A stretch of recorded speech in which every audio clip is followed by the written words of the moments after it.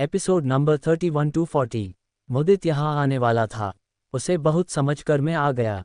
अच्छा हुआ मैं आया, वरना वो ये सब देखकर। कहते कहते नील चुप हप गया और एक पेन ड्राइव रीत को देते हुए बोला, ये हमारे शो का प्लेलिस्ट है। बानी से कहना इन्हीं गाने पर आर्टिकल लिखना शुरू करें। नील ने कहा और गुस्से में चला गया।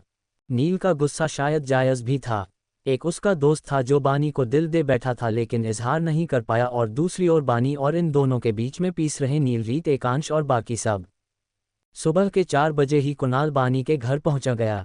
बानी तैयार हो रही थी जब कुणाल ने पूछा, ऑल सेट? बानी ने कहा और स्माइल करने लगी। हाय, हर सुबह तुम्हारी ये स्माइल देख लूँ तो मेरा तो दिन ही बन जाएगा, कुणाल फ्लर्ट करते हुए बोला। हंसते हुए बानी ने उसे हल्के से धक्का मारा और रीत के कमरे में गई। रेते भी ऑलमोस्ट तैयार थी। दोनों ने लास्ट मिनट बुकिंग की और बॉरज का वेट करने लगे। तभी कुणाल ने इशारे कहा, बानी, तुम्हें अगर कोई प्रॉब्लम नहीं है तो मेरे एक दसौत की एक फैशन वेबसाइट है। इनफैक्ट वो इंडिया का टॉप वेबसाइट, और वो लोग कंटेंट हेड ढूंढ रहे हैं। तुम्हारे आर्टिकल्स पढ़कर मुझे लगता है तुम बहुत टैलेंटेड हो और तुम्हें ये ट्राई करना चाहिए। उद्धरण चिन्ह। सच्ची? बानी ने इशारे में पूछा। यस, तुम वापस आ जाओ फिर हम लोग बात करते हैं, कुणाल ने कहा। शो? बानी ने मुस्कुराते हुए इशारा किया। तभी रीत का फ़ोन बजा। कॉल नील का था। लोग आ गए हैं, नीचे वेट कर रहे हैं, रीत ने कहा। ठीक है, लेटस जो, कुणाल ने कहा और दोनों लड़कियों के सूटकेस लिए लिफ्ट में आ गया। तीनों नीचे आए। कुणाल से रीत का बैग नील ने लिया। बानी का भी पूछा लेकिन कुणाल ने कहा, नो प्रॉब्लम, मैं रख दूंगा। तुम बताओ कहाँ? उद्धरण चिन्ह। नील ने एक झलक बानी को देखा और कुणाल से कहा, डिग्गी में। कुणाल बैग डिग्गी में रख बानी को अपना ख्याल रखने को कहा। बानी उसे स्माइल कर इशारे में थैंक यू बोली। उसके माथे को चूमते हुए कुणाल ने उसे गाड़ी में बिठाया और सी ऑफ करने लगा। मुदित जो ड्राइवर सीट के पास बैठे ये सब देख रहा, कुणाल का बानी को छूते देख अपने दांत पीसने लगा। आंखें बंद कर गुस्सा कंट्रोल करने की कोशिश कर रहा था लेकिन कुछ भी असर नहीं हुआ। मिरर के जरिए बानी उदित के चेहरे को देख सकती थी और मुदित बानी को देख सकता था। दोनों के बीच अनकहे जज्बात घूम रहे थे। ऑब्वियसली मुदित बानी से नाराज था लेकिन उसका कोई हक नहीं था नाराज होने का, और इसलिए उसे खुद पर भी गुस्सा आ रहा था। बानी ने सिर्फ दोस्ती का हाथ आगे बढ़ाया था लेकिन मुदित सिर्फ दोस्ती से खुश नहीं था। उसे बानी चाहिए थी, लेकिन क्या बानी को मुदित चाहिए? इस सवाल का जवाब सिर्फ बानी दे सकती थी। क्या मैं मुदित को चाहती हूँ? ऑफकोर्स यस, लेकिन मैं मुदित के लिए परफेक्ट नहीं हूँ। और अब तो पापा की नौकरी का सवाल है। ऐसे नहीं है कि मैं उन्हें कमा कर नहीं दे सकती, लेकिन बात अब उनके रेस्पेक्ट की है, और मैं उनके रेस्पेक्ट पर आंच नहीं आने दे सकती। बानी के मन में चल रही उथल पुथल सिर्फ बानी ही समझ सकती थी। एयरपोर्ट पहुंचकर सबने चेक इन किया और अपनी अपनी जगह बैठ गए। नील, रीत, रैमी और एकांश, और जानबूझकर मुदित और बानी को अकेला छोड़ दिया। बानी चुपचाप अपने सीट पर बैठ गई और मुदित ने कहा, मैं किसी और से कहता हूँ यहाँ बैठने। मुदित जा ही रहा था कि बानी ने उसका हाथ पकड़ा और बैठने का इशारा किया। मुदित चुपचाप वहाँ बैठ गया। मैं कोई छोटी बच्ची नहीं हूँ कि कट्टी बट्टी खेलूँ। वी आर अडल्ट्स, बानी ने इशारे में कहा, और मुदित ने कहा, and adults fall in love really but I did. Mudit की बात सुन बानी ने अपना हाथ हटाया और बाहर देखने लगी। Ignore me all you want, Mudit ने कहा और अपने फ़ोन पर गन लगा ईयरपोड से सुनने लगा। पूरी जर्नी दोनों ने एक दूसरे से बात नहीं की। कभी कभी हाथ लग जाता तो एक दूसरे को सॉरी बोलकर अपना अपना काम करने बैठते। कुछ देर बाद जब बानी को ज़ोर से नींद आने लगी, उसने अपना फ़ोन बंद किया और गाने सुनते हुए सो गई। सोते सोते उसकी गर्दन मुदित की ओर झुकने लगी, जो सो रहा था, और थोड़ी देर बाद मुदित के कंधे पर सर रख बानी अच्छे से सो गई। मुदित को जब कुछ भारी भारी स्व कंधे पर फील हुआ, आंखें खोलकर देखी तो बानी सो रही थी। मुस्कुराते हुए मुदित वापस सो गया। उठो love birds, we have reached, रीत गाते हुए बोली। बानी की नींद खुली और मुदित की भी। खुद को मुदित के कंधे पर सोते देख बानी हड़बड़ाकर उठ गई। एस्ट, मुदित कहते हुए उठ गया। अपने हाथों को स्ट्रेच करते हुए मुदित ने पूछा, हम लोग कहाँ है? देहरादून, नील ने कहा। अब चलो वरना इसी फ्लाइट में वापस मुंबई चले जाओगे, एकांश ने कहा और ओवरहेड कैबिन से सबके बाइक से निकले। मुदित उठ खड़ा हुआ और बानी उसके पीछे। अभी भी नींद में चल रही बानी के कदम लड़खड़ा गए और मुदित के पीठ से टकरा गई।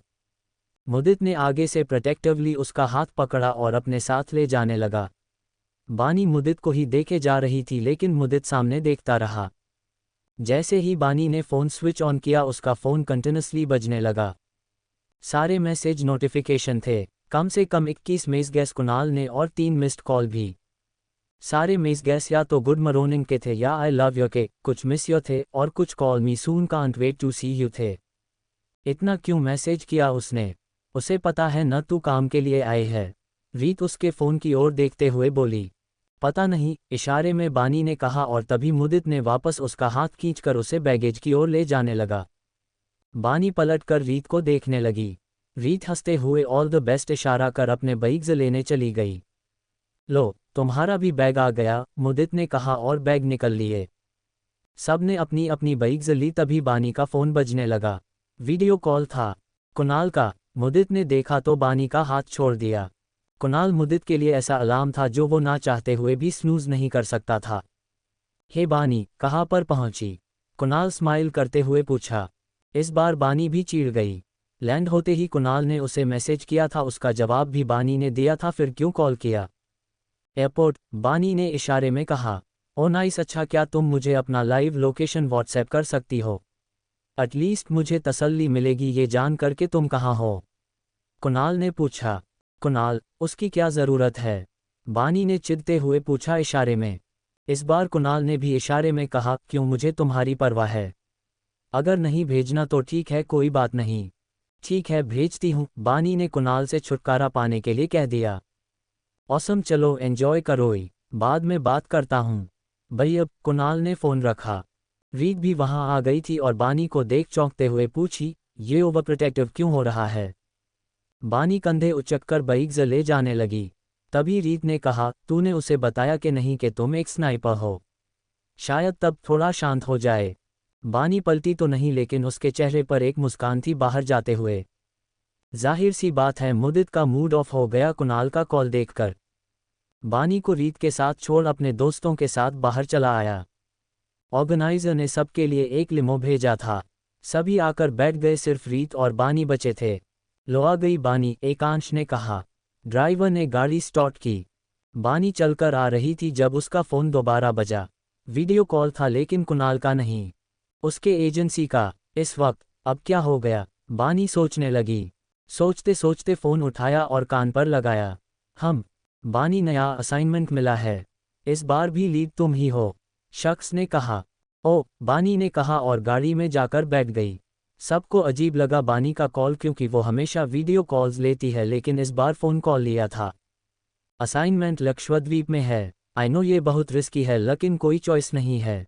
एक इल्लीगल इमिग्रेंट ड्रग्स की स्मगलिंग कर रहा है, शख्स ने कहा। ओ, बानी ने फिर से कहा, तुम्हें 2 दिन बाद लक्षद्वीप के लिए निकलना होगा। वहाँ हमारे अफसर तुम्हें सब इन्फॉर्म करेंगे और तुम्हारी टीम भी साथ होगी। यू मस्ट स्टार्ट सून, शख्स ने कहा। सिर्फ 2 दिन बचे थे, यही सोचते हुए बानी कलयुग के काम का टाइम टेबल बनाने लगी। कल शाम का शो है और आर्टिकल मुझे किसी भी हाल पर दूसरी सुबह खत्म करके सबमिट करनी होगी, वरना मिशन ठीक से नहीं कर पाऊंगी। शायद हो जाएगा, बीच में पूरी रात पड़ी है। सुबह लोकल मैगजीन्स को देखकर प्रूफ रीडिंग शुरू कर दूंगी, बानी प्लान बनाने लगी। बानी नई फ़ोन पर कहा। ठीक है, फिर 2 दिन बाद दोपहर 2 बजे की फ़्लाइट है। लौकवादीप के एजेंट्स को तुम्हारे बारे में बता देंगे। बाय, शख्स ने कहा और फ़ोन रख दिया। बानी के कॉल काटने के बाद मुदित उसे देखने लगा, जैसे वो गैस करने की कोशिश कर रहा हो कि बानी कहीं दूसरी मिशन पर तो नहीं जा रही। होटल पहुंचते ही सबने अपने अपने रूम्स में चेक इन किया। रीत और बानी एक रूम में थे, मुदित नील एक रूम में, एकांश और रैमी तीसरे में। रीत, मुझे परसों दोपहर को काम से जाना होगा, बानी ने ऐप के थ्रू कहा। कौन सा काम? रीत ने पूछा। कैन नॉट डिस्क्लोज, बानी ने ऐप के जरिए कहा। और अच्छा, तो वापस कब आओगी? रीत ने पूछा। नहीं पता यार, इवेंचुअली मेरा मैं काम तो वही है, जब जहां ज़रूरत पड़े जाना पड़ता है, बानी ने ऐप के जरिए बताया। तो वापस नहीं आओगी? कुणाल का क्या, मुदित का क्या? रीत ने पूछा। किसने कहा मैं वापस नहीं आऊंगी? जैसे ही काम खत्म हो जाएगा मैं वापस आ जाऊंगी, बानी ने बताया। आई विल मिस यू यार, रीत ने गले लगते हुए कहा। मिस यू टू, बानी ने ऐप से बताया। दोनों गले मिले ऐसे ही खड़े रहे, तभी रीत पीछे होते हुए पूछी, और तुम्हारे पेरेंट्स? उन्हें बता दूंगी, वो मना नहीं करेंगे। बस दिक्कत एक है, कुणाल। खैर, Kunal is not my headache right now, ये उसके लिए एक टेस्ट है। उसकी होने वाली मंगेतर एक एजेंट है और मिशन पर जाती है। जब ये बात सुनेगा तो उसकी असली नीयत सामने आएगी। भले ही उसके पिता पापा के बॉस है, इसका मतलब ये नहीं कि मैं किसी भी टॉम डिक या हैरी से शादी कर लूँ, बानी ने ऐप के थ्रू जताया। ओ माय गॉड, ये बिंदास वाली बानी अब तक कहाँ छुपी थी? मुझे लगा जहाँ पेरेंट्स कहेंगे वही शादी करेगी। रीत स्माइल करते हुए बोली। प्लान तो वही है रीत। अगर कुणाल इस टेस्ट में पास हो जाता है तो उसी से शादी करूंगी, लेकिन अगर उसने कहा कि ये काम छोड़ दो या फिर मेरे काम को सपोर्ट नहीं किया तो उसके पापा पीएम ही क्यों ना हो, मैं शादी से मना कर दूंगी, बानी ने बताया। ये हुई ना बात, मेरी शेरनी है तू, रीत ने कहा और बानी को साइड से हग कर लिया। बानी अपना बैग अनपैक कर रही थी जब रीत बाहर जाकर पानी ले आए और दरवाज़ा तो खुला छोड़कर पूछा, वैसे मुदित से क्या प्रॉब्लम है तुम्हें? मुदित का नाम सुन बानी वही जम गई। इशारे में बानी ने पूछा, क्यों? क्या हुआ? मतलब तुम भी उसे पसंद करती हो और वो भी तुम्हें, तो उससे दूर क्यों रहती हो? कुणाल को हाँ क्यों कहा जब दिल में मुदित है? वाई बानी, रीत ने पूछा। क्योंकि Mudit is perfect and I can never be perfect, मेरा ना बोलना ही मेरी कमज़ोरी है, बानी ने रीत को ऐप से सुनाती हुए कहा। फिर तू डम्बो, इडियट और फूल है। क्या तुझे लगता है मुदित को इससे फ़र्क पड़ेगा? अगर फ़र्क पड़ता तो क्या वो इतने दिनों से तुम्हारे पीछे क्यों पड़ता? क्या ज़रूरत थी उसे आकांक्षा को वापस भाग कर तुम्हें इम्पोर्टेंस देने की? मुदित ने आकांक्षा को इसलिए फायर किया क्योंकि वो जान गया उस दिन आकांक्षा ने कमरे में आकर तुम्हें क्या बताया था और क्या दिखाने की कोशिश की, रीत ने कहा। रीत की बात का जवाब नहीं था बानी के पास। वो चुपचाप नीचे देखते हुए खड़ी रही। रीत ने बानी की चिन पकड़ी और उसे ऊपर करते हुए बानी को अपनी ओर देखने पे मजबूर किया और कहा, ही लव्स यू बानी। और ऐसा प्यार बहुत मुश्किल से मिलता है। अगर तू इसे खो देगी तो दोबारा मिलना बहुत मुश्किल है। यू आर ब्लेस्ड बानी। भले ही तुम्हें बोलना नहीं आता, ले तुम जो लिखती हो वो इतना स्ट्रॉन्ग और एम्पावरिंग होता है कि तुम्हारे आईजी फॉलोअर्स 3 गुना बढ़ गए हैं। आखिरी बार कब चेक किया तूने अपना आईजी? याद भी नहीं होगा। और ये सब सिर्फ तुम्हारी वजह से है। You are more than perfect, you are dream girl of million fans, but only one heart beats for you, और वो है मुदित। आंखें खोलकर देखो बानी प्लीज, इससे पहले कि बहुत देर हो जाए, वेक अप। और कुणाल, बानी के फ़ोन से आवाज़ आई। बानी की आंखों में नमी थी। कुणाल का क्या? देखना, I can bet on it, जब उसे तुम्हारे दूसरे जॉब के बारे में पता चले वो लड़ेगा या शायद मना कर देगा जॉब करने से, रीत ने कहा। इतना यकीन है तुझे कुणाल पर? बानी ने ऐप के जरिए पूछा और उसके चेहरे पर मुस्कान आ गई। रीत भी हल्की सी हंसी के साथ बोली, आई एम ओवर कॉन्फिडेंट। दोनों हंसने लगे। तभी दरवाजे से किसी का गला साफ करने की आवाज़ आई। दोनों ने पलट कर देखा तो मुदित वहां खड़ा था। टॉल, डार्क और हैंडसम का डेफिनेशन था Mudit. Blue jeans, black shirt, shirt के स्लीव्स कोहनी तक फोल्डेड थे, लिप रिंग और दोनों आर्म्स पर टैटू। दरवाजे से अपन हाथ बंधे पैरों को क्रॉस कर दरवाजे से लगकर खड़ा था मुदित। बानी उसे देख उसके चेहरे की स्माइल उड़ गई। क्यों बानी, अब क्या हुआ? अब स्माइल कहाँ चली गई तुम्हारी? मुदित ने पूछा। बानी कुछ बोल ही नहीं सकी। मुदित धीरे कंधों में उसके पास चलकर आया। बानी उसे ही देखने लगी। रीत ने कहा, मुझे कुछ काम याद आ गया, और वो वहां से भाग गई। जाते हुए मुदित को थम्स देते हुए चली गई। मुदित ने रिएक्शन में एक ही बार गर्दन हाँ में हिलाए और बानी को देखने लगा। मुंह, बानी के मुंह से आवाज निकली। यस बानी, तुम्हारा मुंह, ओनली योर्स, मुदित ने कहा और बानी के बिल्कुल करीब जाकर खड़ा हुआ और कहा, और तुम मेरी हो, सिर्फ मेरी। कह देना उस कुणाल से it's over between your two. Bani तो कह देगी कुणाल से कि इट्स ओवर, लेकिन मुदित नहीं जानता कि बानी फिर से मिशन पर जा रही है। अब वो ये बात कैसे बताएगी वो खुद नहीं जानती। मुंह, बानी ने कहा। बानी, मुदित ने कहा, कुणाल से ब्रेक अप करने के बाद मैं एक और मिशन पर जा रही हूँ।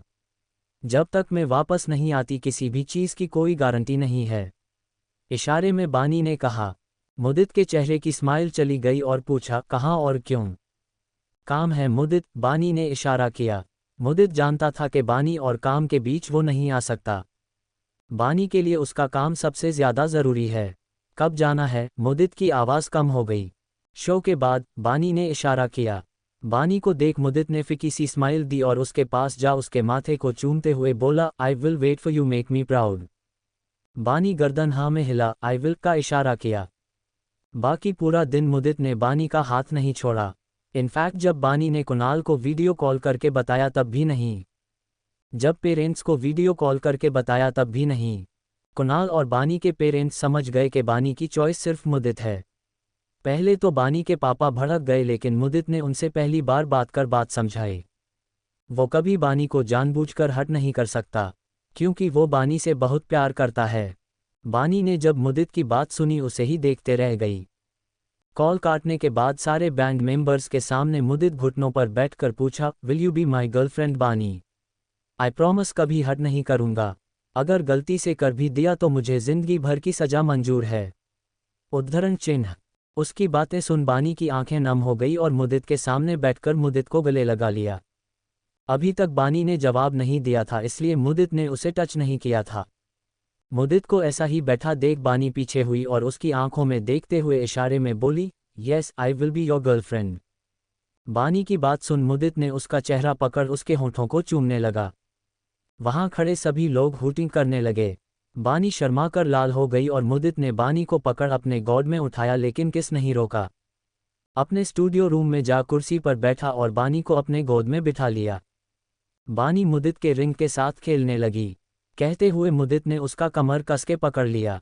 किस को तोड़ते हुए मुदित बानी की गर्दन को चूमने लगा, उसके कंधे पर और वापस होंठों पर किस करने लगा। मुंह। बानी की आवाज़ आई, यस बेबी कहो क्या चाहिए? मुदित ने कहा। बानी मसीह करते हुए मुदित के नाक पर किस किया, वापस दूर मत जाना। नहीं बेबी, नेवर, मुदित ने कहा और बानी को गले लगा ऐसे ही बैठा रहा। दरवाजे पर किसी ने नॉक किया तो सुनाते हुए मुदित बानी को उठाया और उठकर दरवाजे के पास चला गया। मुदित, यहाँ नहीं ब्रो, नील उसे चिढ़ाते हुए बोला। शट अप, मुदित ने कहा और बानी का हाथ पकड़ पाने साथ ले गया। नील हंसते हुए उनके पीछे आया। मुदित बानी का हाथ पकड़ उसे सबके सामने ले आया और कहा, मीट माई गर्लफ्रेंड बानी गर्ग, और कोई भी इसे परेशान नहीं करेगा। मुदित की बात सुन सभी हूटिंग करने लगे और बानी शर्मा गई। स्माइल करते हुए मुदित उसे अपने साथ बाहर ले आया और बाइक बोरो कर देहरादून की सड़कों पर बानी को डेट पर ले गया। वैसे भी शो कल था और मुदित को गाना याद था। आज का दिन सिर्फ बानी के लिए डेडिकेट कर दिया। बानी भी मुदित के साथ उसके राइड एंजॉय करने लगी। ऐसे ही एंजॉय करते करते मुदित पहाड़ी पर ले जाने लगा। बानी आंखें बंद कर इस राइड को फील कर रही थी। मुदित गाना गाने शुरू किया और बानी उसे सुनती गई। दोनों शहर से काफ़ी दूर आ गए थे। सड़क पर कम ट्रैफिक, अच्छे से एक दूसरे के साथ एंजॉय कर रहे थे। तभी पीछे से एक सुव गाड़ी आए और एक शीशा नीचे हुआ। बानी ने उस ओर देखा और चौंक गई। गन बानी की ओर इशारा करते हुए वो शख्स ऊपर निशाना लगा रहा था। ट्रिगर डुबाने ही वाला था कि बानी ने मुदित के हाथ को पकड़ बाइक घुमा दी। लकीली दोनों वहां जाकर गिरे जहां काफ़ी जगह थी, क्योंकि दूसरी ओर खाई था।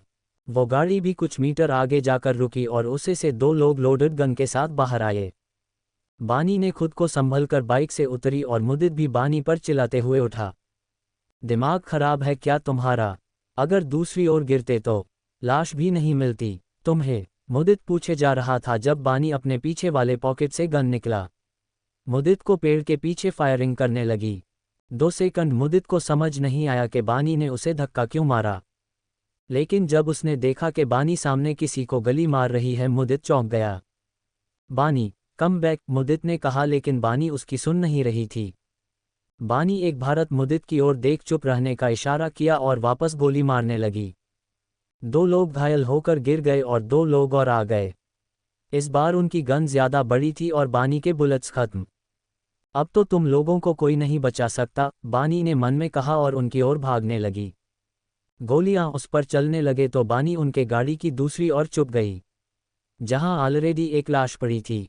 उसके पास पड़ी गन्स ले ली और अपनी फायरिंग शुरू कर दी। दोनों तरफ से लगातार फायरिंग होने लगी और आखिरी गोली चलाने के बाद सब कुछ शांत हो गया, लेकिन बानी की दर्दनाक चीख गूंजने लगी। बानी की आवाज़ सुन मुदित घबरा गया और उसे ढूंढने गाड़ी के पास चला गया। बानी वहीं पर पड़े एक शख्स को देख रही थी। बानी, क्या हुआ? क्यों चीख रही हो? कहाँ लगी? शो मी। कहते हुए मुदित ने बानी का हाथ पकड़ा और अपनी ओर खींचा। बानी मुदित के सीने में चेहरा छुआकर उस लाश के पास पड़े मोबाइल की ओर देखने लगी। क्या है? मोबाइल फोन, उसमें कुछ है क्या? मुदित ने पूछा।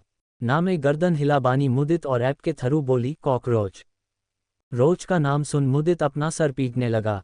बानी ने 4 लोगों पर गोली मारकर उन्हें टपका दिया, उसका कुछ नहीं।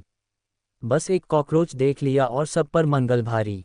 कॉकरोच ही तो है। चिल, मुदित ने कहा। बानी फिर से चीख उठी। वो यही आ रहा है, इशारे में बानी ने कहा। अगर तुम बुलाओगी तो आएगा ही ना, मुदित ने हंसकर कहा। मैं कहाँ बुला रही हूँ उसे, बानी ने इशारे में कहा। बार बार देखोगी तो उसे लगेगा तुम उसे डिनर पर इनवाइट कर रही हो, मुदित ने हंसते हुए कहा। मुंह बाइक के पास चली गई। हंसते हुए मुदित उसके पीछे चला आया। इतनी स्ट्रांग लड़की है और 4 मर्दों को खुद ही हैंडल कर मार गिराया। लेकिन उसे अभी भी रोचस से डर लगता है, सोचकर मुदित पूरे रास्ते है रहा था और बानी मुंह फुलाए बैठी थी। बानी के मन में एक और सवाल उठ रहा था, वो लोग थे कौन? एपिसोड F से ये बात बतानी पड़ेगी। कुछ देर अकेले में स्पेंड कर दोनों ने रोमांटिक भरी बातें करने लगे। कभी कभी मुदित बानी की बातें समझ जाता और जब नहीं समझता बानी उससे लिखकर बताती। लेकिन मुदित ने तय किया कि वो बानी के लिए साइन लैंग्वेज सीखेगा। और बानी ने तय किया कि अपने डॉक्टर से सलाह लेकर अपने आवाज़ के वापस लाने की कोशिश करेगी।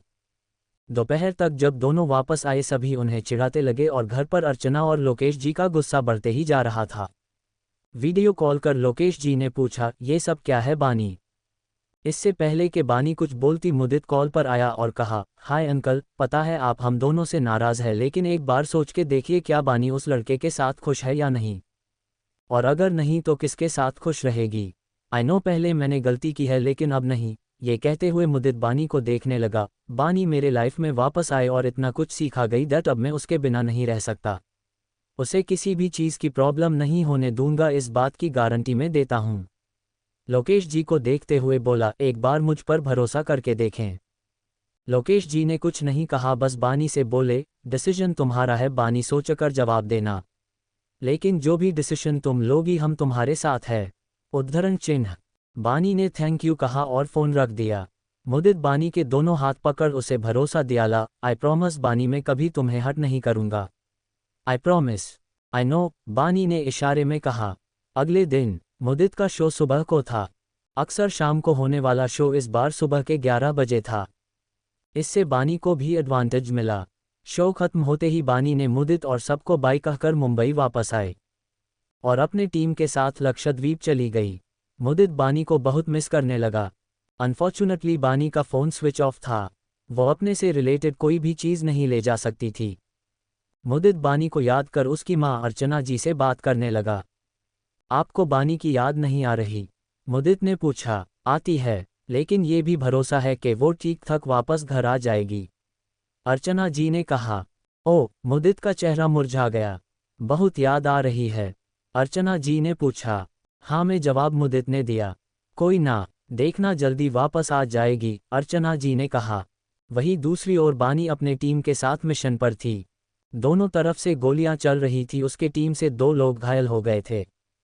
उन्हें हॉस्पिटल पहुंचाने एक और टीम मेंबर उसके साथ चला गया। बानी के साथ 3 लोग और थे जो मिलकर 30 लोगों का सामना कर रहे थे। बानी माम, वी नीड बैकअप, एक लड़के ने कहा। बानी इशारे करते हुए बोली, सीनियर एजेंट को कॉल करो, वो अभी आते ही होंगे, क्विक। बानी गोली चलते हुए आगे बढ़ने लगी। सामने से गोलियां लगातार चल रही थी लेकिन बानी निडर अपने दुश्मनों को एक एक कर मार गिरा रही थी। बानी का एक टीम मेंबर उसे कवर करते हुए आगे बढ़ रहा था। देखते ही देखते उसके माथे पर गोली लगी और वो वहीं गिर गया। अब बानी और 2 लोग ही बचे थे। माम, हमारा बैकअप आने में 10 मिनट और बचे हैं। हमें कुछ भी करके इन्हें यही रोक कर रखना होगा, लड़के ने कहा। देन लेट्स डू इट, बानी ने इशारे में कहा और तीनों ढाल बनकर खड़े थे। जो भी शख्स सामने आता उसे मार देते। ऐसे ही करते करते 5 मिनट हो गए और बस 5 मिनट बचा था। हे बानी, मुझे लगा देहरादून में तुम्हें दफन कर दिया है हमने। वंडर हाउ यू एस्केप्ड, सामने से एक दुश्मन ने कहा। बानी उस इंसान को देख उसे पहचानने की कोशिश करने ले पर उसे समझ नहीं आया कौन था। उसके चेहरे पर मास्क लगा हुआ था। हंसते हुए वो शख्स सामने आया। बानी ने फायरिंग करने गन आगे किया ही था कि उसने मास्क हटाया और कहा, हाय बानी। मोस्ट वांटेड क्रिमिनल्स में से एक था आदित्य सुर्वे, अब इस आइलैंड पर भी राज बनाने मुंबई से यहाँ आया गया। सुर्वे मुंबई के टॉप क्रिमिनल्स की गिनती में आता है और बानी और उसकी एजेंसी उसे सालों से खोज रही थी। आज वो सामने खड़ा था सीना ठान के। बानी उसे देख पहले हैरान हुई और फिर मुस्कुराते हुए मन में बोली, you are so dead Surve. Aditya ने जैसे ही मास्क वापस पहना बानी ने उस पर गोली चलना शुरू किया, पर उसके बुलेट प्रूफ जैकेट ने उसे बचा लिया और वो पेड़ के पीछे जा चुक गया। बानी भी एक दीवार से लगकर फायरिंग कर रही थी। बानी का टीम मेंबर गोली चला ही रहा था कि आगे से गोली आकर उसके कंधे पर लग गई। मनोज, मेडिकल अटेंशन चाहिए तुम्हें अभी, जाओ यहाँ से, इशारे में बानी ने उसे जाने को कहा। लेकिन मनोज ने नहीं सुनी। माम आप अकेले नहीं संभल सकती, please let me help, Manoj ने कहा और गोली चलना शुरू किया। नहीं मनोज, तुम जाओ यहाँ से, तुम हेल्प नहीं कर रहे हो, मुझ पर बोझ बन रहे हो, इशारे कर बानी उसे जाने को बोली। मनोज फाइनली वहाँ से चला गया और कैंप जाते ही उसे मेडिकल अटेंशन मिल गई। बाकी के टीम मेंबर्स सिर्फ 2 मिनट में आने वाले थे, लेकिन इन 2 मिनटों में बानी को ही सबको संभालना था। गलोइयाँ चलती गई और उसके टक्कर का जवाब बानी देती गई। अचानक जब गोली चलना बंद हो गया, बानी ने आसपास देखा लेकिन कोई नहीं था। कहाँ चले गए सब, बनाई सोच में पड़ गई। तभी उसके पीछे से आवाज़ आई, हे बानी, तू अभी भी यहाँ है। बानी ने पलट कर देखा, सामने आदित्य सुर्वे अपने 5 और लोगों के साथ खड़ा था और बानी के सर पर बंदूक रख उससे बात कर रहा था। बाय बाय बानी, आदित्य सुर्वे ने कहा। लेकिन बानी कहाँ हार मानने वाली थी। अपना गन उठाया ही था कि आदित्य ने उसे थप्पड़ मारा और वो नीचे जा गिरी।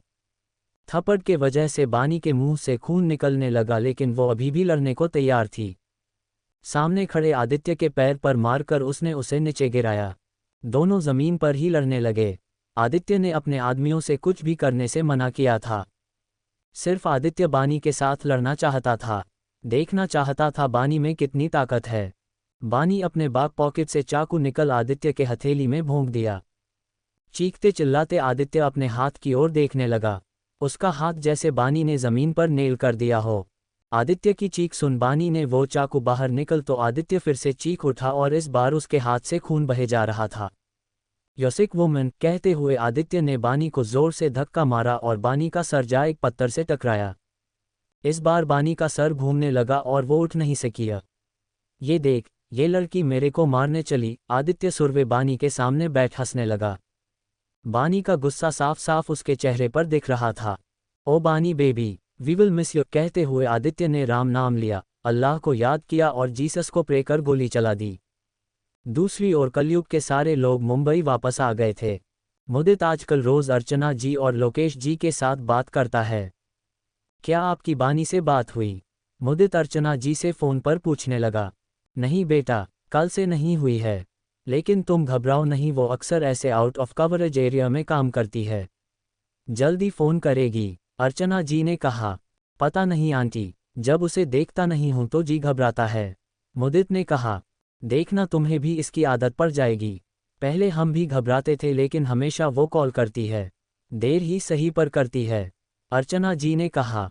फिर लोकेश जी फोन लेते हुए बोले, मुदित रिलैक्स बेटा, देखना कल तक कॉल कर देगी, बी प्राउड ऑफ हर। हाँ uncle, I am proud but scared too, मुदित ने कहा। I can understand, Lokesh ji ने कहा। तभी मुदित के घर की घंटी बजी। अंकल मैं बाद में कॉल करता हूँ प्लीज़, मुदित ने कहा। कोई बात नहीं, अगर बानी ने कॉल किया तो हम तुम्हें बता देंगे, लोकेश जी ने कहा।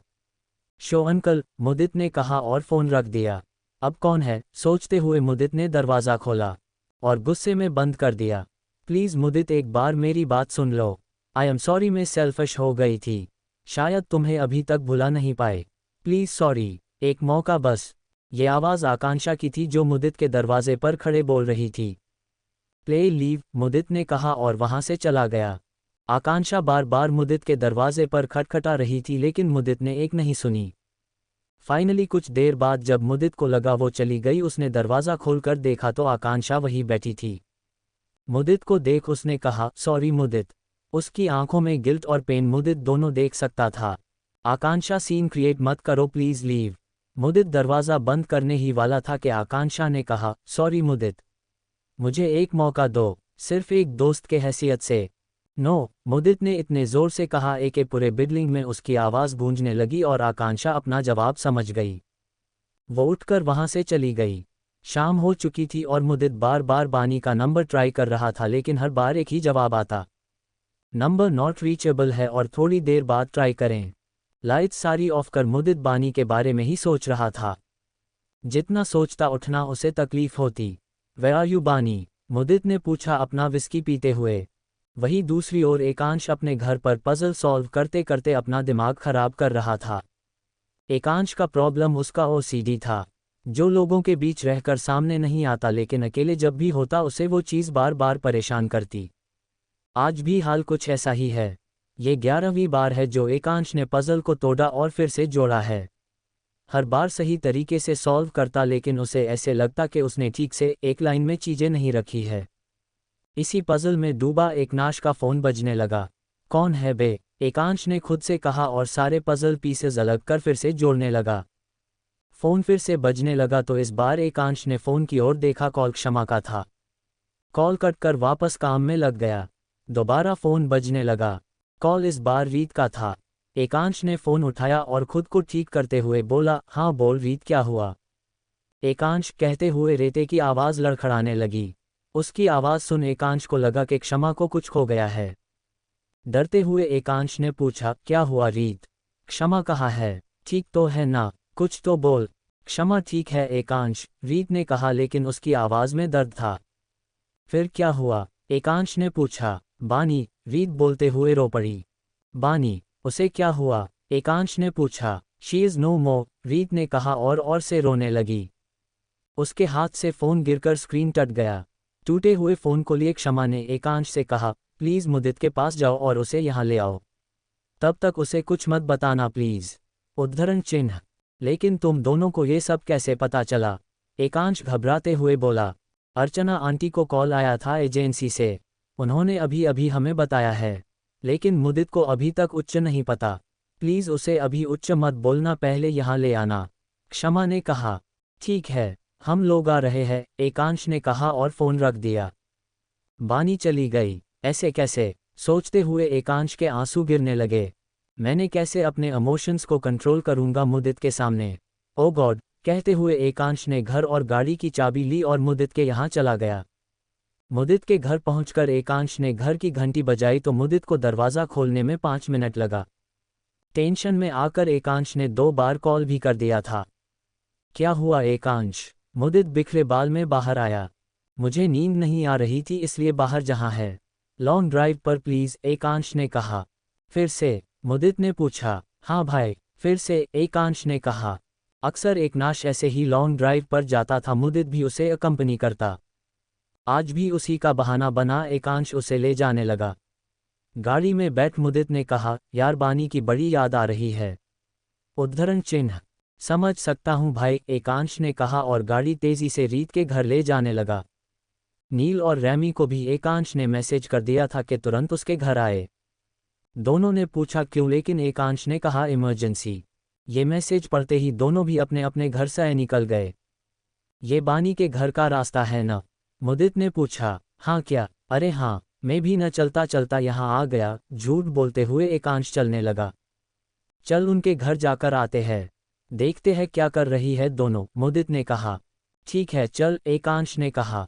एकांश को भी तो यही चाहिए था, रीत के घर जाना। रीत बानी के घर पहुंचते ही मुदित मुस्कुरा रहा था और एकांश टेंशन में। क्षमा ने दरवाज़ा खोला और एकांश उसकी आंखें देख समझ गया कि रीत ठीक नहीं है। एकांश ने ऑलरेडी नील और रैमी को मैसेज कर दिया था, वो लोग भी आ रहे थे। मुदित घर के अंदर गया और रोते हुए रीत को देख पूछा, रीत क्या हुआ, क्यों रो रही है? रीत को समझाने मुदित उसके पास बैठा, लेकिन रीत उसे पकड़ और जोर से रोने लगी। क्या हुआ रीत, क्यों रो रही है? मुदित उसके सर पर हाथ फेरते हुए पूछा। बनाई, रीत के मुंह से निकला। बानी, क्या कहा उसने अब? मुदित उसे शांत करने लगा। रीत पीछे होकर मुदित को देखकर बोली, मुदित, बानी अज नो मो। भौं पिंचकर मुदित 2 सेकंड रीत को देखने लगा और फिर गुस्से में बोला, बहुत ही गंदा मजाक है ये। उठकर जाने लगा तो एकांश ने कहा, रीत मजाक नहीं कर रही है मुदित। बानी मिशन के दौरान एकांश आगे बोलने ही वाला था कि मुदित उसे गुस्से में देख चिल्लाकर बोला, चुप, बिल्कुल चुप, एक शब्द और नहीं सुनना। मुदित घर के बाहर जाने लगा तभी क्षमा ने कहा, रीत को अर्चना जी ने बताया, उन्हीं से पूछ लो। मुदित के कदम वहीं रुक गए और पलटकर क्षमा की ओर देखने लगा। कॉल कर लो मुदित, क्षमा ने कहा। मुदित रीत की ओर देखने लगा जो रोए जा रही थी और एकांश की ओर जिसके आंखें लाल। अपना फोन बाहर निकल मुदित अर्चना जी के नंबर पर डायल करने लगा। कॉल बानी के छोटे भाई ने उठाया, जिसकी आवाज़ दर्द भरी थी। मुदित ने उससे कम ही बात किया था लेकिन उसकी आवाज़ से समझ गया कि कुछ तो प्रॉब्लम है। अर्चना आंटी है, मुदित ने डायरेक्ट सवाल कर दिया। मुम्मा ठीक नहीं है जीजू, रो रो कर उनका हाल हो गया है। बानी दीदी कहते हुए बानी का भाई रोने लगा। तभी लोकेश जी ने फ़ोन लिया और मुदित से कहा, मुदित सॉरी बेटा लेकिन बानी हमारी बानी नहीं रही, हमें अभी अभी उसके एजेंसी वालों ने बताया। उद्धरण चिन्ह। लोकेश जी की बात उन मुदित के पैरों तले ज़मीन खिसक गई। फ़ोन काटते हुए मुदित घर में यहाँ से वहाँ घूमने लगा और कहने लगा, नहीं, ऐसा नहीं हो सकता, उसे कुछ नहीं हुआ है, मेरी बानी को कुछ नहीं हो सकता, she is a strong woman, नहीं, शी कैन नॉट गो। मुदित ये कहते हुए उसके आंखें में आंसू आ गए। पहले उसकी माँ, फिर पापा, फिर एक्स और अब बानी, सब उसे छोड़कर चले जाते हैं। यही सब याद करते हुए मुदित अंदर से टूटने लगा। नील और रैमी घर पर आए तो क्षमा और एकांश ने सारी बात बता दी। रीत की इस हालत में देख नील उसे संभालने लगा। रैमी और एकांश मिलकर मुदित को संभालने लगे। प्लीज़ बानी कॉल करो और सबको बताओ तुम ठीक हो, कहते हुए मुदित ज़मीन पर बैठे रोने लगा। एक बानी ही थी जिसे मुदित बहुत करीब था। दोनों की प्रॉब्लम्स अभी अभी खत्म हुई थी और अभी फिर से बानी। मुझे नहीं लगता उसे कुछ हुआ है, मुझे वहाँ जाना है, मुदित ने कहा। नहीं भाई, हम वहाँ नहीं जा सकते, पुलिस इंस्पेक्शन चालू है, एकांश ने कहा। नहीं मुझे नहीं पता, मैं जा रहा हूँ। मुदित उठकर जाने लगा तो नील उसका हाथ खींच वापस बिठा लिया। जाने दे मुझे, चीखते हुए मुदित अपना हाथ छुड़ाने लगा। नहीं छोड़ेंगे, कह रहे हैं ना, पुलिस अपना काम कर रही है, इसके बीच हम नहीं जा सकते, नील ने कहा। प्लीज़ यार, मुझे मेरी बानी देखनी है, मुदित गिड़गिड़ाते हुए बोला। उसकी ये हालत देख नील का भी दिल टूट गया और उसे देखने लगा।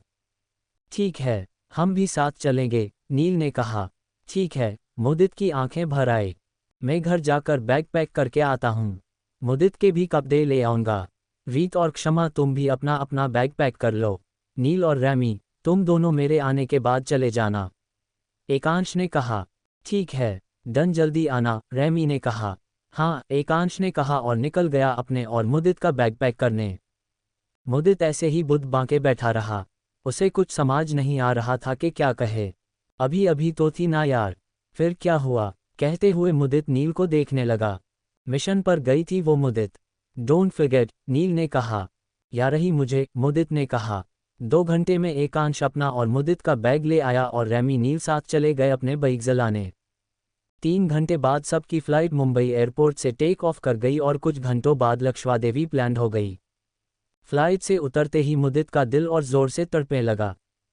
प्लीज़ बानी ठीक तो हो, मुदित मन ही मन प्रे करने लगा। होटल में चेक इन कर मुदित के साथ सभी पुलिस स्टेशन पहुंच गए। वहीं पर एजेंसी के लोग मिल गए और मुदित गुस्से में पूछा, बानी कहाँ है। वो लड़का मुदित को ही देखने लगा। तभी एकांश और नील उसे दूसरी ओर ले जाकर उसे शांत करने लगे। बस करो यार तुम लोग, मेरी बंदी का पता नहीं लग रहा और तुम लोग मुझे शांत करा रहे हो। अगर बानी नहीं तो मुदित भी नहीं, याद रखना, कहकर मुदित स्टेशन से बाहर चला गया। बानी को ढूंढने के चीफ तक पहुंचना जरूरी था, इसलिए चीफ से मिलने एकांश ने एक मीटिंग फिक्स की। मीटिंग अगले दिन की थी लेकिन मुदित रात भर सो नहीं पाया।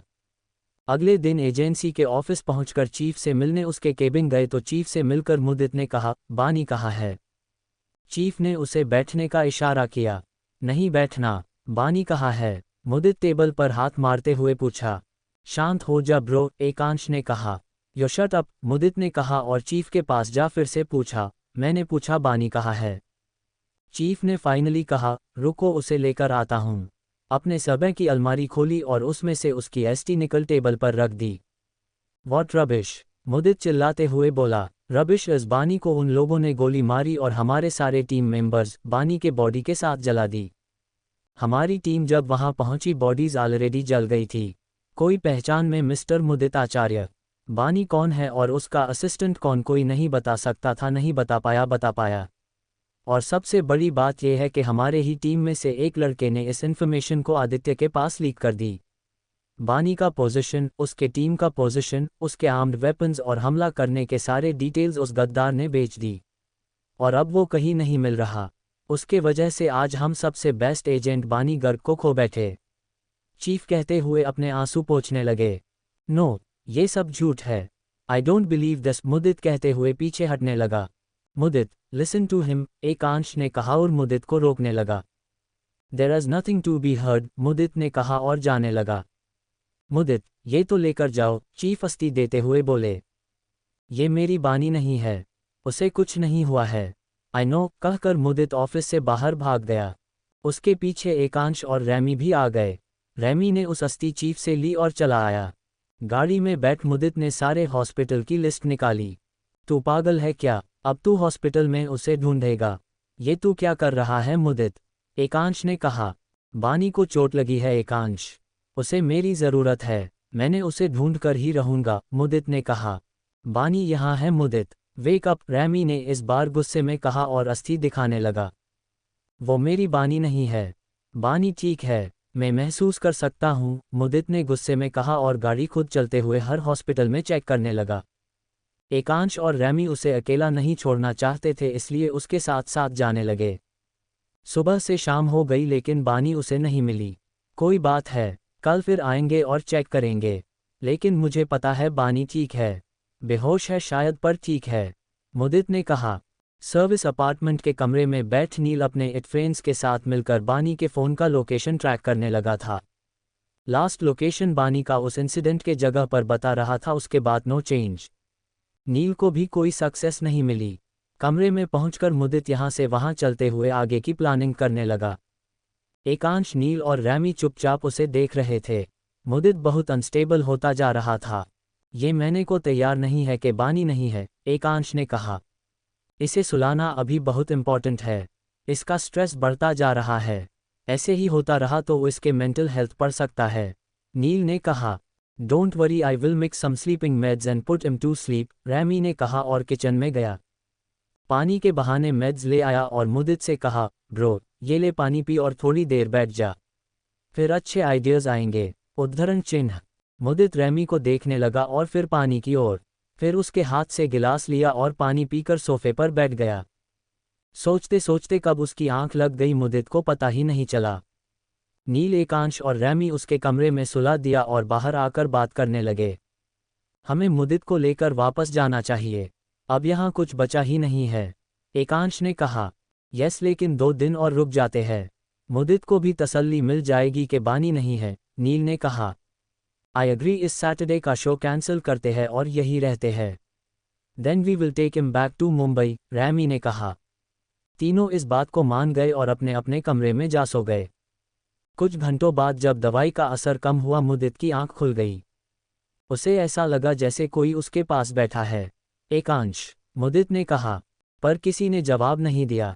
नील, मुदित ने पूछा, लेकिन किसी ने जवाब नहीं दिया। अंधेरा होने के कारण कुछ भी नहीं दिख रहा था, इसलिए बेड लाइट ऑन किया और देखा वहां कोई नहीं है, फिर लाइट ऑफ कर सो गया। मुदित ने आंखें बंद की ही थी कि उसे बानी की आवाज़ आई, मुदित फाइंड मी प्लीज़। आवाज़ सुनते ही मुदित उठकर बैठ लाइट्स ऑन कर दी। यहाँ वहाँ देखने लगा लेकिन कोई नहीं था। पहली बार उसने बानी की आवाज़ सुनी थी। बानी ने इतने क्लियरली बात की थी जैसे उसकी आवाज़ कभी गई। मुदित का दिल इतने ज़ोर से धड़क रहा था कि ऐसा लग रहा था वो कभी भी बाहर आ जाएगा। अपने बेड से उठकर मुदित बाथरूम गया और चेहरा धोकर बाहर आया। किचन में पानी पीकर वापस सोने चला आया। नील, एकांश, रैमी अपने अपने कमरे में सो रहे थे। मुदित भी अपने कमरे में चला आया, सोने की कोशिश करने लगा, लेकिन इस बार उससे रहा नहीं गया और मुदित रोने लग गया। अपनी बानी को दूर होते देख मुदित फिर से अंदर से टूट रहा था। कोई इंसान कितनी बार टूट सकता है? उसने जिससे भी प्यार किया वो उसे छोड़कर चला गया। पहले उसकी माँ ने उसे ऐसे छोड़ दिया जैसे मुदित उस पर बोझ था। उसके पापा को भगवान ने छीन लिया और आकांक्षा ने मुदित के फीलिंग्स को यूज कर उसे छोड़ दिया और उसकी बच्चे को मार दिया। बहुत महीनों बाद उसे बानी मिली थी, जिसे वो सबसे ज्यादा प्यार करता है, और अब भगवान को शायद ये भी पसंद नहीं। रोते हुए मुदित की आंखें बंद हो गई और वापस उसे अपनी बानी की आवाज़ सुनाई दी। Please Mudit, don't cry, I will find you, I promise, Bani ने कहा। मुदित को अब बार बार बानी के सपने आने लगे। लक्षद्वीप में रहकर 1 हफ्ता हो गया था। सारे हॉस्पिटल्स और क्लिनिक्स भी ढूंढ लिए लेकिन बानी कहीं नहीं मिली। सारे आइलैंड्स छान मारे लेकिन कुछ पता नहीं चला। एकांश और रैमी उसे वापस चलने को कह रहे थे लेकिन मुदित ने किसी की नहीं सुनी। आखिर में उन तीनों को अकेले ही वापस जाना पड़ा। मुदित बस यही कहता रहा कि जब तक बानी नहीं मिल जाती वो वापस नहीं आएगा। 3 महीने बाद मुदित आज भी लक्षद्वीप में ही है, इस उम्मीद से कि बानो एक दिन जरूर मिलेगी। लेकिन अब उसकी उम्मीद टूटती नजर आ रही थी। मुदित को उसकी बानी कहीं नहीं मिली, यहाँ तक कि उसने एस्ट्रोलॉजी और ना जाने क्या क्या तरीके अपनाए बाई को ढूंढने के, लेकिन वो नहीं मिली। शायद बानी यहाँ है ही नहीं, शायद वो इंडिया में है। क्या तुमने वहाँ उसे ढूंढने की कोशिश की? मधुरिमा शर्मा, एक थानोटोलॉजिस्ट ने कहा। मधुरिमा जी मुदित से तब मिली जब मुदित हर जगह भटकते हुए बानी को ढूंढ रहा था। उसे अपनी बिल्कुल परवाह नहीं थी। खाना कम खाने के वजह से पतला दुबला हो गया था। मुदित को देख कोई नहीं कह सकता था कि वो रॉकस्टार मुदित आचार्य है। जब वो मधुरिमा जी से मिला उनकी बातों पर बिल्कुल विश्वास नहीं किया, लेकिन जब एक बार बानी ने मुदित को उनके बारे में सपने में बताया, मुदित खुद उनके पास चला गया। एकांश और नील उसे बार बार वापस बुलाते, रैमी भी उसे 2-3 बार बुलाने आया। जब मुदित वापस नहीं आया उन्हें बैंड को कायम रखने एक सिंगर को हिरे करना पड़ा। नैना पुरोहित, नीना म्यूजिक इंडस्ट्री में न थी लेकिन उसकी आवाज़ में इतना जोश था कि वो कोई भी गाना अच्छे से गा सकती थी। वो एक वर्सेटाइल सिंगर थी। लेकिन आज भी मुदित को वापस लेकर आने एकांश लक्षद्वीप पहुंचा, पर मुदित टस से मज नहीं हुआ। इसलिए उसके साथ एकांश भी मधुरिमा जी से मिलने चला आया। मुझे लगता है बानी यही है, मैं उसे रोज सुन सकता हूँ। शी नीड्स माई हेल्प, मुदित ने कहा। Yes, she needs your help, लेकिन ये भी हो सकता है कि तुम उसे गलत जगह पर ढूंढ रहे हो मुदित। तुमने सारे आइलैंड्स के हर गली में उसे ढूंढना है। उसे अब तक मिल जाना चाहिए था। अनलेस, कहते हुए मधुरिमा जी चुप हो गई और अपनी आंखें बंद कर किसी चीज पर ध्यान देने लगी। अनलेस, एकांश और मुदित ने साथ में पूछा। आंखें खोल, मधुरिमा जी ने कहा। अनलेस वो नहीं चाहती कि तुम उसे ढूंढो। कई बार हम जो चाहते हैं वो नहीं हो सकता मुदित। भले ही वो तुमसे बात कर रही है और कह रही है कि जल्द वापस आएगी, लेकिन तुम उसे वक्त नहीं दे रहे हो मुदित। उद्धरण चिन्ह। But how is she communicating with Mudit? Ekansh ने पूछा। मे बी वो ऐसी जगह में है जहां वो दोनों दुनिया को एक्सेस कर सकती है, मधुरिमा जी ने कहा। क्या मतलब है आपका? क्या वो मर? घबराते हुए उदित बोलने ही वाला था कि मधुरिमा जी उसे रोकते हुए जोर से बोली, नहीं, वो मरी नहीं है, लेकिन वो तुमसे बात कर सकती है। She is using her inner power to speak to you. अपनी सुपरकॉन्शियस माइंड को एक्सेस कर पा रही है बानी, और बहुत कम लोग इसे उसे कर सकते हैं। इसके लिए बहुत मेडिटेशन और पेशेंस की ज़रूरत है। आई एम अस्यूमिंग जहाँ बानी है वहाँ उसे बहुत सारा वक्त, पीस ऑफ माइंड है। And that's why she is able to access her super human ability. Mudit Madhurima ji बातें समझने की कोशिश करने लगा लेकिन उसे कुछ समझ नहीं आ रहा था। उसके चेहरे के भाव मधुरिमा जी अच्छे से समझ सकती थी। एकांश का चेहरा भी ऐसे ही कुछ था। सॉरी, मुझे अभी तक कुछ नहीं समझा, एकांश ने कहा। It's not easy to understand Ekansh. इस चीज़ के लिए बहुत पेशेंस और हाइटनेड अवेयरनेस की ज़रूरत पड़ती है। सालों लग जाते हैं अपने सारे चैक्रस को एक्टिवेट कर अपने सुपरकॉन्शियस माइंड को यूज़ करने में। लेकिन बानी ये सब चांद दिनों में कर पाई है, इसका मतलब वो दोनों दुनिया को एक्सेस कर सकती है। एग्जैक्टली मैं इसे आफ्टर लाइफ नहीं कहूँगी, लेकिन बानी is fighting every day for life, और वो सिर्फ मुदित से बात करती है, इसका मतलब वो सिर्फ मुदित के लिए वापस आना चाहती है। फिर मधुरिमा जी मुदित को देखकर स्माइल करते हुए बोली, she loves you a lot Mudit. वरन कोई अपनी किस्मत से इतना नहीं लड़ता। उद्धरण चिन्ह। मुदित मधुरिमा जी की बातें समझने की कोशिश करने लगा। आई सजेस्ट तुम्हें घर वापस जाना चाहिए मुदित, क्योंकि सबसे पहले बानी तुम्हें ढूंढते हुए वही आएगी, मधुरिमा जी ने कहा। कब आएगी? मुदित ने पूछा। मधुरिमा जी की स्माइल चली गई। क्या हुआ? मुदित परेशान भाव से पूछने लगा। अगर उसे वापस आना ही है तो अगले 15 दिन में वापस आएगी वरना नहीं, मधुरिमा जी ने कहा। आप ऐसा क्यों कह रही है? मुदित ने कहा। क्योंकि लड़ते हुए बानी का शरीर भी कमज़ोर पड़ गया है, मुदित। अगर वो वापस नहीं आ सकती मुदित तो प्लीज़ उसे जाने दो। और अगर वो वापस आए तो उसे इतना प्यार दो कि वो वापस कहीं नहीं जाएगी, मधुरिमा जी ने कहा। मुदित की आंखें ये सुनते हुए नम हो गई, फिर खुद को समेटते हुए मुदित उठकर बोला, उसे वापस आना होगा फमी, और तब तक मैं घर वापस जाऊंगा और उसका वेट करूंगा। मुदित उनके घर से बाहर निकल गया और एकांश उसके पीछे पीछे चला गया। कार में बैठे मुदित जोर जोर से रोने लगा। एकांश उसे संभालने की कोशिश करने लगा लेकिन मुदित उसकी बात सुनने को तैयार नहीं था। बानी को वापस जाओ एकांश, प्लीज, बहुत घुटन हो रही है, मुदित अपने सीने पर हाथ रख कहने लगा। एकांश उसे कुछ नहीं बोल पाया, सिर्फ उसे रोने के लिए सहारा देने लगा। और कितने दिन दूर रहेगी मुझसे? अगर इतना प्यार करती है तो बोल न उसे वापस आने को। आई लव हर यार, नहीं रह सकता उसके बिना, मुदित कहते हुए अपना सर पकड़ रोने लगा। कुछ देर और ऐसे ही बैठकर मुदित के अपने आप को संभाला और सामने देखते हुए बोला, चल वापस घर चलते हैं, बानी भी घर आने वाली है। एकांश हाँ में गर्दन हिला मुदित को होटल से चेक आउट कराकर एयरपोर्ट की ओर ले गया। बरेली में लोकेश जी अर्चना जी अभी भी इस दुख में थे कि उनकी बानी नहीं रही। उन्होंने ये सच मान लिया था कि बानी नहीं है। मुदित को भी समझने की कोशिश की लेकिन मुदित ने उनकी एक नहीं सुनी। लोकेश जी अपना बैग पैक कर ऑफिस जाने के लिए तैयार खड़े थे और अर्चना जी उनका दोपहर का खाना बॉक्स में डाल रही थी जब उनके फ़ोन पर कॉल आया। कॉल अननोन नंबर से था। देखकर लग रहा था राजस्थान से है। लोकेश गर्ग, सामने से किसी ने पूछा।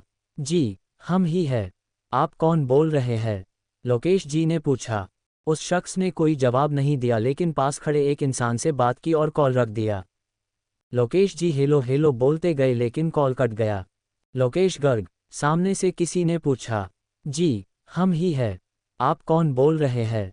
लोकेश जी ने पूछा। उस शख्स ने कोई जवाब नहीं दिया लेकिन पास खड़े एक इंसान से बात की और कॉल रख दिया। लोकेश जी हेलो हेलो बोलते गए लेकिन कॉल कट गया। अजीब इंसान है, लोकेश जी ने खुद से कहा। कौन था? अर्चना जी बाहर आते हुए बोली। पता नहीं, मेरा नाम लिया लेकिन बात नहीं किया, फ़ोन रख दिया, लोकेश जी ने कहा। उसे छोड़ो और शाम को आते हुए फ़ोटो के लिए हार ले आना। आज 3 महीने हो गए बानी को जाकर, कहते हुए अर्चना जी रो पड़ी। मुंबई एयरपोर्ट से बाहर निकलते ही मुदित की नज़र सबसे पहले एक बिलबोर्ड पर चली गई जहां एक ऐड लगा हुआ था लेकिन हवा के वजह से एक तरफ से फैल गया था। दिख रहा था तो बस इतना ही के सी यू सून। मुदित उस बिलबोर्ड को इग्नोर कर गाड़ी में बैठा और एकांश के साथ घर जाने लगा। लेकिन रास्ते में ऐसे कई सारे बिलबोर्ड्स उसे नज़र आने लगे जो या तो फट गए थे या चेंज किए जा रहे थे। उनमें से कई सारे वर्ड्स मिसिंग थे लेकिन दिख रहा था तो बस इतना ही के missed you, missed me, near you, I can see you, always love you. ऐसी कई सारी कोइंसिडेंस देख मुदित के रोंगटे खड़े हो गए और एकांश को दिखने लगा। पहले पहले एकांश ने भी इग्नोर किया। उसे लगा मुदित बहुत सोच रहा है, लेकिन जब उसने भी नोटिस करना शुरू किया वो दंग रह गया। कुछ मेज गैस एकांश के लिए थे। टीच साइन लैंग्वेज, ओसीडी, कशमा, फ्रेंड्स फॉरएवर। जब दोनों घर पहुंचे मुदित परेशान अपने कमरे की ओर जाने लगा तब एकांश उसे रोकते हुए बोला, तू जितना सोचेगा उतना परेशान होगा। अगर वो सच में वापस आने वाली है तो देखना उसे कोई नहीं रोक सकता। हम कहकर मुदित अपने कमरे में चला गया। लोकेश जी को उस दिन के बाद किसी भी नंबर से कॉल नहीं आया। उन्होंने उस नंबर पर कॉल किया लेकिन नंबर बंद आ रहा था। कौन हो सकता है, सोचते हुए लोकेश जी पहले परेशान थे फिर कुछ दिनों बाद काम में उलझ गए। देखते ही देखते 1 हफ्ता हो गया और वो कॉल के बारे में भूल भी गए। मुंबई में मुदित घर छोड़कर कहीं नहीं गया, इस उम्मीद से कि बानी आएगी और वो अगर घर पर नहीं हुआ तो वापस चली जाएगी। दिन रात बानी का इंतज़ार करता रहा। एक दिन बैठे बैठे न्यूज़ चैनल चेंज करते जा रहा था। हर न्यूज़ के हेडलाइन में एक वर्ड कॉमन था जो मुदित ने शायद नोटिस नहीं की, डिलेड, और ये शायद बानी का आखिरी मैसेज था मुदित के लिए। क्योंकि 1 हफ्ता 2 हफ्ते में बदल गया, 2 से 3 हुए और 1 महीना हो गया। एकांश, नील, रैमी और रीत की सारी उम्मीदें टूट गई थी और मुदित डिप्रेशन में चला गया। झूठ कह रही थी मधुरिमा जी, और झूठ कह रही थी बानी। वो कभी वापस नहीं आने वाली है, मुझे पता है। यही चीखते चिल्लाते मुदित जोर जोर से रो पड़ता। 1 महीना 2 महीने हो गए।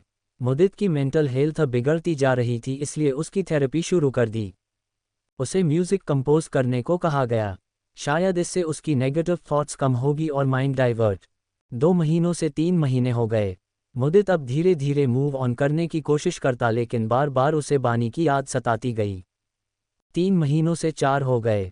अब मुदित वापस शोज करने लगा था, गाने लगा था, लेकिन तन्हाई में अब भी बानी को याद करता। उसे भी यकीन नहीं हो रहा था कि बानी अज नो मोर। 4 महीने से 5 महीने हो गए। मुदित अब अपना पूरा समय गाने और शोज में स्पेंड करता। किसी को अपने करीब नहीं आने दिया, सिर्फ नील, एकांश और रैमी से बात करता। रीत से कभी कभी बात हो जाती, लेकिन आकांक्षा को नए से मना कर दिया। कभी कभी अर्चना जी और लोकेश जी से बात हो जाती और कुछ नहीं। संदेश को अक्सर मुदित रीत के घर जाता और बानी के कमरे में घंटों बैठे रहता। उसकी तस्वीरें अपने घर में ले आया और उससे ऐसे बात करता जैसे बानी वही हो। बानी उसके सपने में अब नहीं आती थी, बस उसकी याद रह गई थी मुदित के दिल में, जो अब धीरे धीरे कर धुंधली होती जा रही थी। 6 महीने हो गए। अब मुदित धीरे धीरे कर मूव ऑन करने लगा। नैना पुरोहित और मुदित अब साथ में गाने लगे। कलयुग के बैंड में अब फीमेल मेंबर को देख उनकी पॉपुलैरिटी और बढ़ गई और इंटरनेशनल शोज की रिक्वेस्ट आने लगी। कलयुग अब सिर्फ इंडिया का नहीं, पूरे वर्ल्ड में टॉप चार्ट्स हिट करने लगा। मुदित का नया गन ग्रैमी अवार्ड्स भी जीत गया। वंस अगेन इतना हिट हो गया कि मुदित जहां भी जाता ऑडियंस उसे गाने लगती। वो कहते हैं ना, अगर कोई सिंगल है तो कोई ना कोई उनके पीछे पड़ जाता है। बस यही होने वाला था मुदित के साथ। आकांक्षा का चैप्टर मुदित ने क्लोज कर दिया, लेकिन एक नई दीवानी थी मुदित की। कहाँ से आई, क्या करती है, क्यों उदित के पीछे पड़ी है, कोई नहीं जानता। बस इतना पता है मुदित की नंबर 1 फैन है।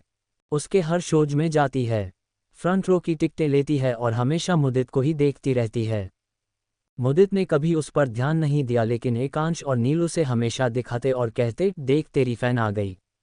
मुदित उनकी बातें इग्नोर करते हुए कहता व्हाटएवर और होना गाना खत्म कर बैकस्टेज चला जाता। वो लड़की मुदित की एक झलक के लिए ना जाने क्या क्या करती और हर बार निराश होकर वापस चली जाती। एक दिन उस लड़की ने सारे गार्ड्स को चमका देकर मुदित से मिलने ग्रीन रूम तक पहुंच गई। प्लीज मुदित, एक बार मिल लो प्लीज, तुम्हें अंदर किसने आने दिया, गेट आउट। बोलते हुए मुदित उसे बाहर भेजने लगा। ये पहली बार नहीं था कि कोई फैन ग्रीन रूम के अंदर घुस गया, लेकिन उस लड़की ने सबसे बेस्ट गार्ड्स को चकमा दिया था और इस बात से मुदित को बहुत गुस्सा आ गया। उस लड़की को बाहर निकल ही रहा था कि उस लड़की ने कहा, छोड़ो मुझे, मैं खुद चली जाऊंगी। बानी ने कहा था इसलिए आई थी, बोलकर वो जाने लगी। व्हाट डिड यू से, मुदित चौंकते हुए पूछा। उस लड़की ने मुदित को देखते हुए कहा, आपको क्या फर्क पड़ता है, और वो वहां से चली गई। अगर तुम मजाक कर रही हो तो बहुत ही गंदा मजाक है, मुदित ने कहा और गुस्से से उस लड़की को देखने लगा। मुदित के चेहरे पर गुस्सा देख वो लड़की डर गई और बोली, सॉरी सर। आपका अटेंशन पाने के लिए उसका नाम लिया, सॉरी, लेकिन मैं आपसे एक बात मिलना चाहती थी। ये नहीं कहूंगी कि नंबर 1 फैन हूं, लेकिन आप मेरे लिए इंस्पिरेशन हो। You have a very wrong way to express yourself, now get out, Mudit ने कहा और उस लड़की को भेज दिया।